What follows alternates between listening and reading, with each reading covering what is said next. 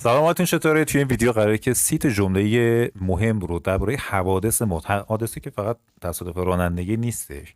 میخوایم با کلمات مختلف، فعل‌های مختلف در مورد حوادث حتما یک قلم و کاغذ هم بچه‌ها بردارید که بسیار بسیار مهم هست که بتونید اگه خدای نکرد اتفاقی براتون افتاد چجوری به فرانسه اونا رو بگید. 30 phrases utiles sur les accidents. J'ai glissé sur une flaque d'eau et je suis tombé. J'ai glissé sur une flaque d'eau et je suis tombé. گلیسه یعنی سر خوردن، فلک دو هم میشه لفلک میشه کلا گودال آب، تنبه هم که افتادن. پس j'ai glissé sur une flaque d'eau, j'ai glissé sur une flaque d'eau et je suis tombé. Mon ami s'est brûlé en touchant une plaque chauffante. Mon ami s'est brûlé en touchant une plaque chauffante. دست دوستم به خاطر دست زدن به صفحه حرارتی سوخت. یه سری اجاق مثل یک صفحه هست، حالا میتونه فلزی باشه یا شیشه‌ای باشه که میتونید باش پخت و پز اینو انجام بدید. بهش میگن پلک شوفانت. خود پلک یعنی صفحه، شوفانت هم یعنی گرم کننده، میشه صفحه حرارتی. دقت کنید چون مربوط به اعضای بدن خودمون هست، مثلا باید فعل رو دو ضمیرش بکنید. صبغوله یعنی سوختن، مدمی صبغوله یعنی دست دوستان سوخت یا دوستم دچار سوختگی شد. آن توشان یعنی با لمس کردن یا با دست زدن به یک پلک شوفانت. Mon ami s'est brûlé en touchant une plaque chauffante. J'ai eu un accident de voiture hier soir. J'ai eu un accident de voiture hier soir. این دیشب یه تصادف کردم یا با ماشین تصادف کردم. Avoir un accident de voiture یعنی تصادف کردن. ببین اکسیدان خودش یعنی حادثه، اما اگه حادثه رانندگی باشه یا تصادف با ماشین باشه میگیم اکسیدان دو واتور. اینجا واتور رو باید بگیم. J'ai eu un accident de voiture hier soir. دیشب با ماشین تصادف کردم. Mon voisin s'est cassé la jambe en jouant au football. Mon voisin s'est cassé la jambe en jouant au football. حتما دارید با صدای بلند و همزمان با من تکرار میکنید دیگه. حالا توضیحش دقت کنید. کسه یعنی شکوندن، سو کسه یعنی شکسته شدن. من میگم من یا فلانی پا شکسته، میگه سو کسه لژام. Mon voisin s'est cassé la jambe همونطور که میدونید فعلای دو ضمیره با ات صرف میشن. Mon voisin s'est cassé la jambe en jouant au football. یعنی همسایه من در بازی فوتبال، یعنی وقتی که داشت فوتبال بازی میکرد پا شکست. s'est cassé la jambe. J'ai trébuché sur le trottoir et je me suis tordu la cheville. J'ai trébuché sur le trottoir et je me suis tordu la cheville. بچه دیگه از این آهسته تر واقعا من نمیتونم بخونم دیگه. J'ai trébuché. فعل تربوشه سکندری خوردن یعنی چی؟ یعنی خیابان راه میگه، یه دفعه پات میخوره به یه مثلا یه سنگی یا یه چیزی، اونو بهش میگن trébuché. J'ai trébuché sur le trottoir. trottoir یعنی پیاده رو. خب و حرف اضافهش سوخ هست. J'ai trébuché sur le trottoir et je me suis tordu la cheville. فعل se tord یعنی پیچ خوردن. la cheville که الاش هم بچه طرف نگه شویلا، شویل نداریم ما، شوی. خب میشه مچ پا، قوزک پا. Je me suis tordu la cheville یعنی چی؟ یعنی مچ پا پیچ خورد. J'ai trébuché sur le trottoir et je me suis tordu la cheville. Mon collègue s'est coupé avec un couteau en cuisine. Mon collègue s'est coupé avec un couteau en cuisine. همکارم با یک چاقوی آشپزخونه دستش برید. Mon collègue s'est coupé. سکوپه نه که خودشو برید، یعنی مثلا دستش برید، ما چاقو رو با دستمون میگیریم دیگه. سکوپه یعنی دستش بریده شد. avec un couteau یعنی با یک چاقو. en cuisine در آشپزخانه. Mon collègue s'est coupé avec un couteau en cuisine. J'ai été mordu par un chien en me promenant dans le parc. J'ai été mordu par un chien en me promenant dans le parc. یعنی وقتی توی پارک داشتم گردش میکردم یا قدم میزدم یه سگ منو گاز گرفت. دقت کنید این مجهوله. ژ ات مردو. فعلش چیه؟ مردر. بچه‌ها مردر فعل گروه سومه. مردر یعنی گاز گرفتن. حالا چون اینجا چیز مجهوله یا میگم گاز گرفته شدم توسط یک سگ، میگم ژ ات مردو par un chien. یعنی جمله رو میتونستم به معلوم بگم که un chien m'a mordu. un chien m'a mordu. اگه chien رو میبردم اول جمله معلوم میشد، دیگه این ات رو حذف میکردم. un chien m'a mordu یعنی یه سگ منو گاز گرفت. حالا من اینجا وسط مجهوله میگم ژ ات مردو par un chien. این پر رو باید بگم. خب من گاز گرفته شدم توسط چی؟ توسط یک سگ. par un chien که موقعی که داشتم توی پارک قدم میزدم. en me promenant dans le parc. فعل se promener یعنی پیاده رفتن، گردش کردن. j'ai été mordu par un chien en me promenant dans le parc. Mon cousin a eu une commotion cérébrale en faisant du vélo sans casque. Mon cousin a eu une commotion cérébrale en faisant du vélo sans casque. یعنی پسرمون وقتی که داشت دوچرخه سواری میکرد اونم بدون کلاه کاسکت یا کلاه ایمنی دچار ضربه مغزی شد. برای هیچ کس پیش نیاد. avoir une commotion cérébrale یعنی دچار ضربه مغزی شدن. خب کموسیون یعنی ضربه، یعنی ضربه. سربرال هر چیزی که مربوط به سربو میشه یعنی مغز میشه، صفتش میشه سربرال. avoir une commotion cérébrale یعنی دچار ضربه مغزی شدن. Mon cousin a eu une commotion cérébrale en faisant du vélo sans casque. بچه فضان می نویسیم اما فضان باید بخونیم، از فعل فعل میاد. en faisant du vélo sans casque یعنی بدون کلاه کاسکت. J'ai été piqué par une abeille et j'ai eu une réaction allergique. J'ai été piqué par une abeille et j'ai eu une réaction allergique. یعنی زنبور نیشم زد و دچار واکنش آلرژیک شدم. ببین مثل همون ژت مردو par un chien اینجا میگیم j'ai été piqué par une abeille. abeille که الاش هم تلفظ نمیشه یعنی زنبور. زنبور اصلا میگیم abeille.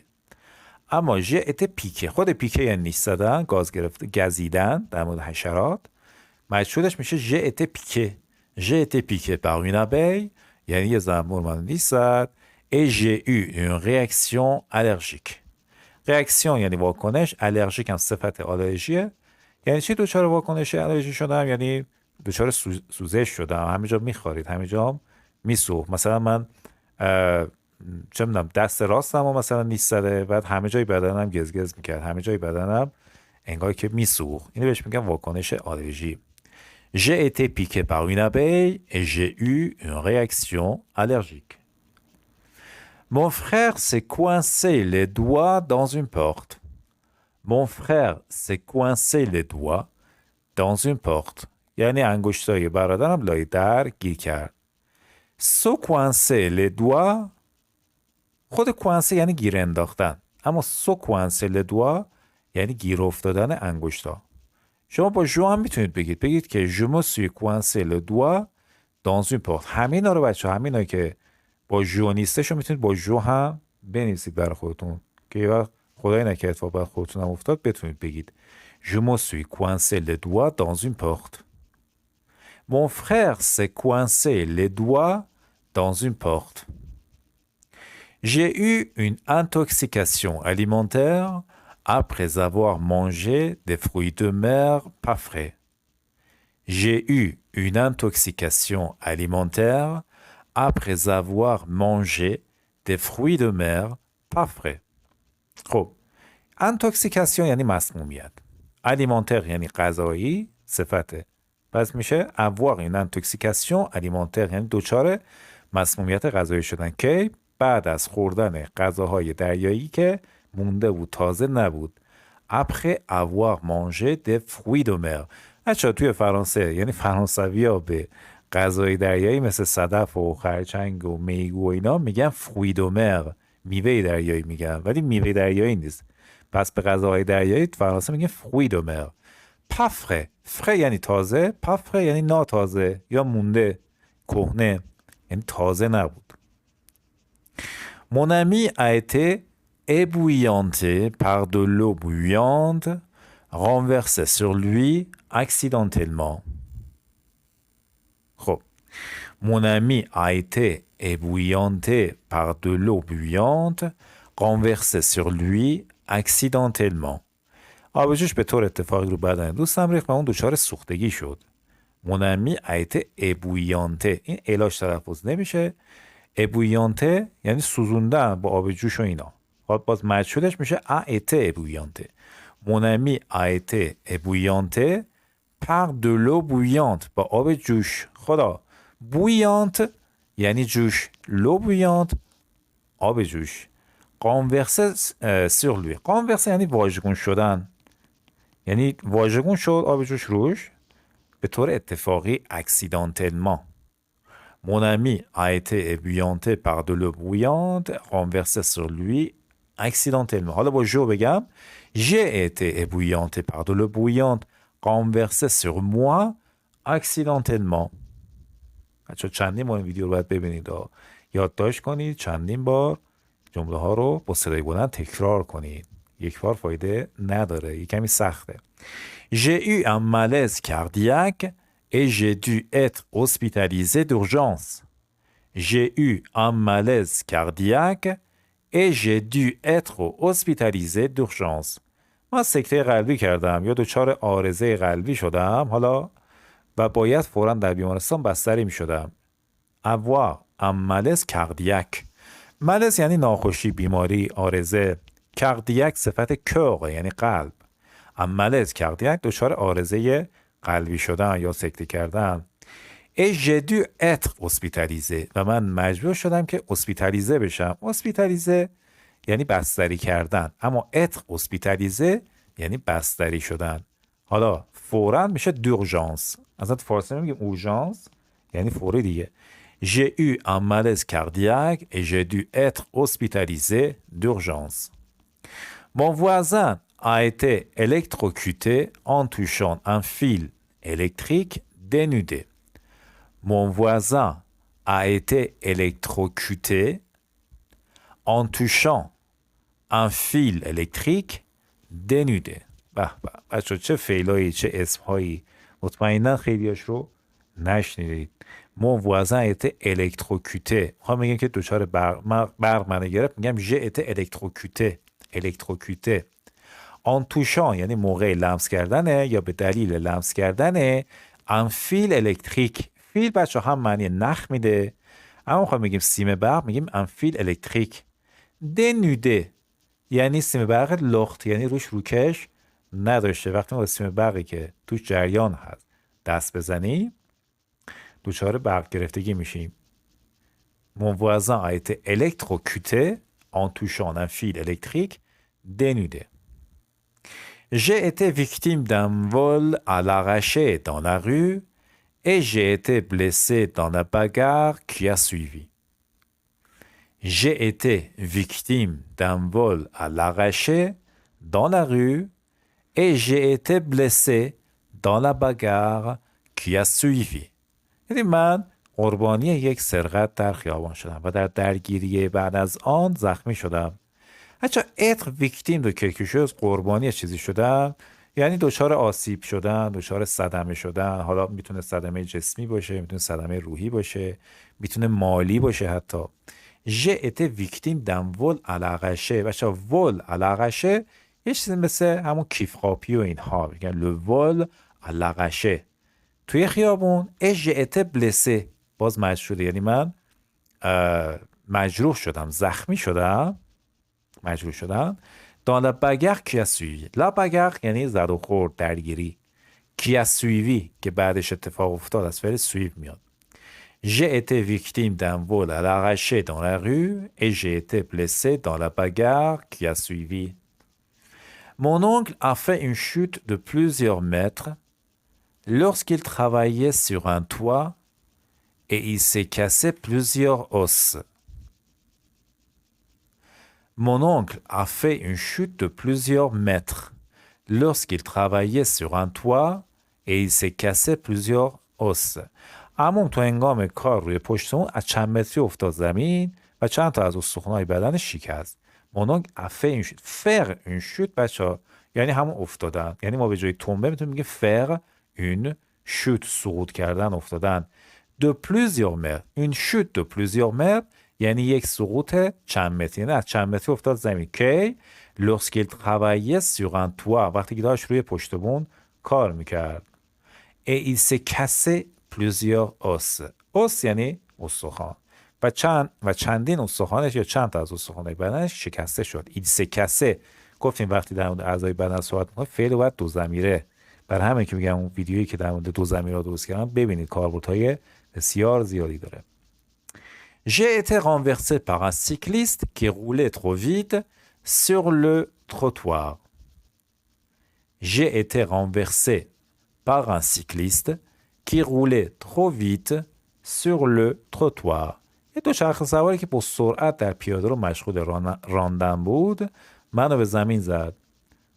J'ai été renversé یعنی من زمین خوردم. par un cycliste کسی که دوچرخه سواری میکنه دوچرخه سوارش میگن سیکلیست، مثل بیسیکلت سیکلیست. کی قوله trop vite که خیلی داشت با سرعت میره. قوله یعنی روندن یک وسیله نقلیه، نه فقط دوچرخه، ماشین هم هست. qui roulait trop vite sur le trottoir. Ma cousine a été mordue par un serpent venimeux lors d'une randonnée en forêt. Ma cousine a été mordue. گفتم مردو یعنی چی؟ گزیده شدن یا گاز گرفتن، همه اینو معنی میده. در مورد سگ نمیشه گاز گرفتن، در مورد مثلا مثل مار و اینها اینم یه جور گاز گرفتنه دیگه. در واقع نیش یعنی دندون دیگه. در مورد مار میگیم باز مردو. پر سخپان ونیمو بچه سخپان یعنی مار، اما ونیمو یعنی زهردار سمیه. بعضی از مارها مثل مارهای آبی ممکنه سم و زهر نداشته باشن، فقط گاز میگیرن، اما اگر نیشدار باشه یا سم در واقع داشته باشه، زهر داشته باشه، ونیمو یادتون میونه؟ un serpent venimeux. Ma cousine a été mordue par un serpent venimeux lors d'une randonnée en forêt. lors de یعنی در هنگامه، بعدش اسم میاریم. راندونه یعنی پیاده روی در جنگل en forêt. J'ai eu une brûlure chimique en manipulant des produits corrosifs sans protection. J'ai eu une brûlure chimique en manipulant des produits corrosifs sans protection. موقع کار یا دست زدن یا برداشتن حمل کردن محصولات خورنده بدون محافظ دچار سوختگی شیمیایی شدم.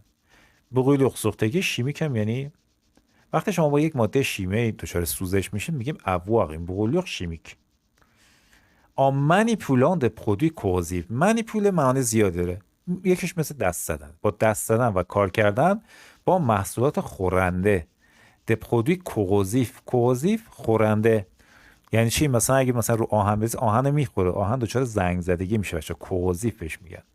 مثل چی؟ مثل محصولاتی که اسیدی و بازی هستن، مثل چه میدونم توالت شور، چیزایی که حالت خورنده دارن بهش میگن پرودوی کوروزیف سان پروتکسیون، یعنی بدون محافظ، مثلا دستکش نداشتن. Mon ami a été victime d'un accident de travail en se faisant écraser par une machine. Mon ami a été victime d'un accident de travail en se faisant écraser par une machine.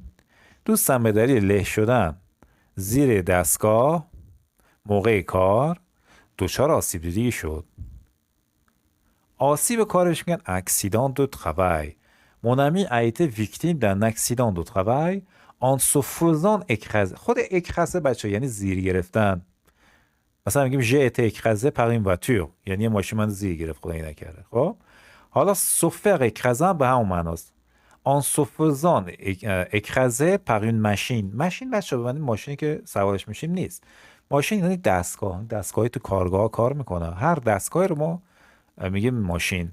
احتمالاً این دستگاه افتاده روش و اینو زیر گرفته و این دچار حادثه شده در محل کارش. Mon ami a été victime d'un accident de voiture en se faisant écraser par une machine. J'ai été blessé par un éclat de verre en nettoyant une vitre cassée. J'ai été blessé par un éclat de verre en nettoyant une vitre cassée. موقع تمیز کردن یه شیشه شکسته یه تیکه شیشه منو زخمی کرد. J'ai été blessé par یعنی زخمی شدن توسط un éclat de verre. بچه خود ور هر چیزی که جنسش مثل لیوان شیشه ای داشته باشه میگیم ور.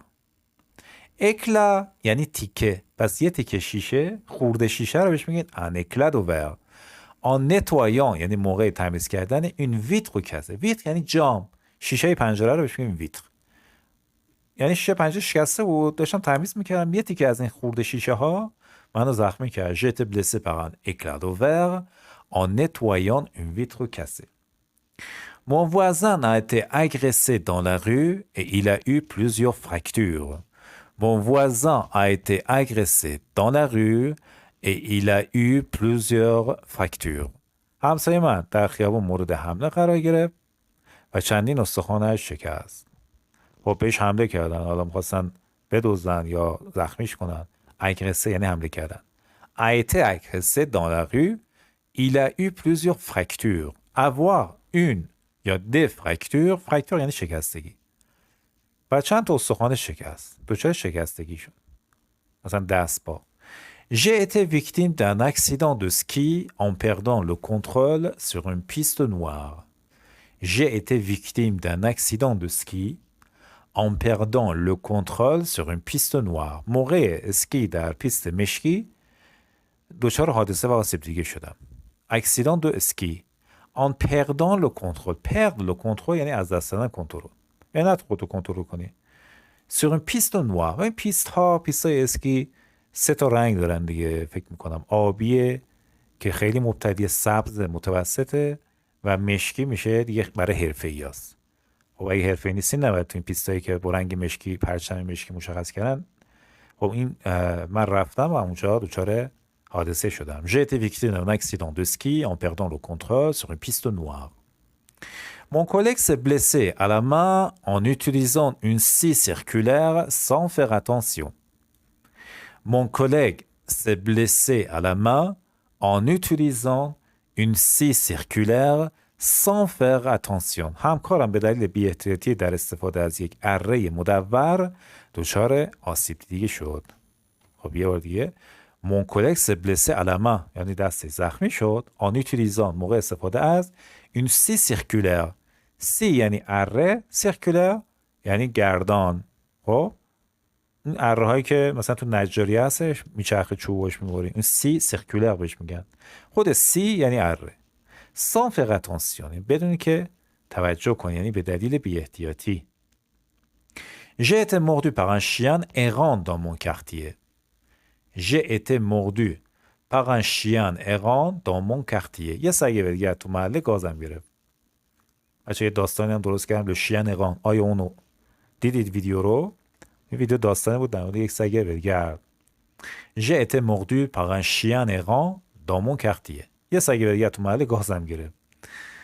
Mon ami a eu un accident de moto en roulant trop vite sur une route mouillée. Mon ami a eu un accident de moto en roulant trop vite sur une route mouillée. دوستم انگار رانندگی با سرعت زیاد توی جاده خیس تصادف کرد یا دچار حادثه شد. با موتور داشت میرفته. میگیم اکسیدان دو موتو. همش که اکسیدان دو واتور نیست. en roulant یعنی موقع رانندگی خیلی سریع trop vite sur une route mouillée. mouillée بچه‌ها یعنی خیس. این route mouillée یعنی جاده خیس. مثلا بارون زده بود. J'ai eu une entorse à la cheville après avoir marché sur un terrain accidenté. J'ai eu une entorse à la cheville après avoir marché sur un terrain accidenté. بعد از راه رفتن روی یک زمین ناهموار، زمینی که صاف نبوده، مچ پام پیچ خورد. پیچی دیگه مچ میتونیم بگیم avoir une entorse à la cheville یا sauteur de la cheville که اون قبلا خوندیم. اما avoir une entorse à la cheville هم همونه. entorse یعنی پیچ خوردگی. J'ai eu une entorse à la cheville après avoir marché sur un terrain accidenté. بعد از راه رفتن روی زمین ناهموار مچ پام پیچ خورد. Mon voisin s'est fait mordre par son propre chien qui était malade et agressif. Mon voisin s'est fait mordre. سوفر مرد بچه به جای a été mordu میتونیم از سوفر به علاوه فعل اصلی استفاده کنیم. اینم فعل دو ضمیره است و معنی مجهول میده. Mon voisin s'est fait mordre par، یعنی به جای اینکه a été mordu par میتونیم بگم s'est fait mordre par son propre chien، یعنی سگ خودش. کی était malade et agressif، یعنی سگش هم مریض بوده و چون مریض بوده به همه حمله میکرده، به صاحب خودش هم حمله کرده و اون گاز گرفته. J'ai été victime d'un incendie dans mon appartement et j'ai inhalé beaucoup de fumée toxique. J'ai été victime d'un incendie dans mon appartement et j'ai inhalé beaucoup de fumée toxique. تو آپارتمانم دچار حریق یا آتش سوزی شدم و دود سمی زیادی استنشاق کردم. انساندی بچه ها میشه آتش سوزی. ایناله یعنی استنشاق کردم. beaucoup de fumée toxique. فومه یعنی دود، توکسیک هم یعنی سمی. خب کلی دود سمی خوردم. j'ai inhalé beaucoup de fumée toxique.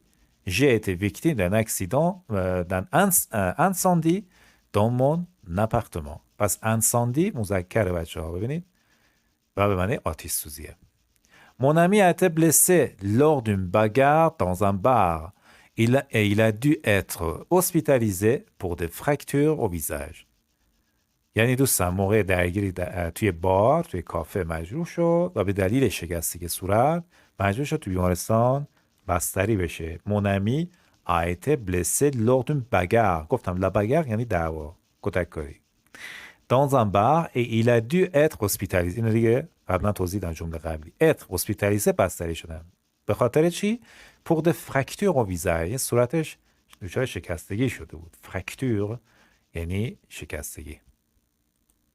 خب این هم بچه دیگه جمله آخرمون بود. 30 تا جمله که در مورد دیدید حوادث مختلفی که ممکنه خدای نکرده حالا تو زندگی روزمره تو خیابون پیاده رو یا توی محل کار به خصوص اتفاق میافته و اگر خدای نکرده شما توی فرانسه یا کشورهای دیگه بودید و این اتفاق براتون افتاد، اگه خواستید توضیح بدید که چه اتفاقی براتون افتاده باید بلد بشید کلماتش رو، که من فکر کنم دیگه همه حوادث رو تا اونجا که یادم مونده دیگه براتون نوشتم و میتونید خیلی راحت. امیدوارم که هیچ وقت هیچ حادثه‌ای برای هیچ کدوممون پیش نیاد. بچه‌ها ممنون از اینکه لایک میکنید، پیام میذارید، پیشنهاد میدید و خیلی دوستتون دارم و خیلی ممنونم که حمایت میکنید از من. خیلی ممنون که لایک میکنید و امیدوارم که موفق باشید. مرسی et au revoir.